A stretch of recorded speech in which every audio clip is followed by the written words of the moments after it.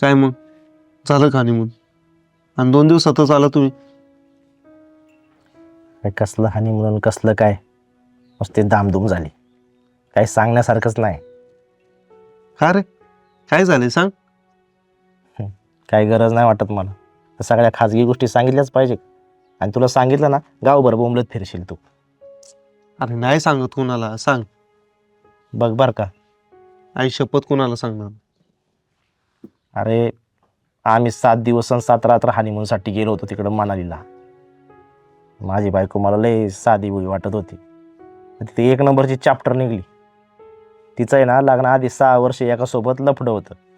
तिने माझ्यापासून लपून ठेवलं. काय?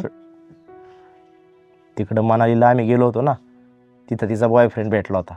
कॉफी पित होता. त्याला बघून ही लागली पळायला. तो आडवा आला आणि तिला म्हणाला, आता नवऱ्यापासून काय लपवायचंय? आणि मला लागला ना सांगायला, येणी तिच्या बापाच्या उपचारासाठी 2 लाख रुपये घेतले होते त्याच्याकडून आणि आता तो मागतोय. पण तो तिथं कसं काय आला? मला तेच तर कळत नाही. मला तर वाटतंय ना, या दोघांचा काहीतरी प्लॅन असणार. आणि दोघं मिळून ना माझ्याकडून पैसे उकळायचं काहीतरी नियोजन करतात ते.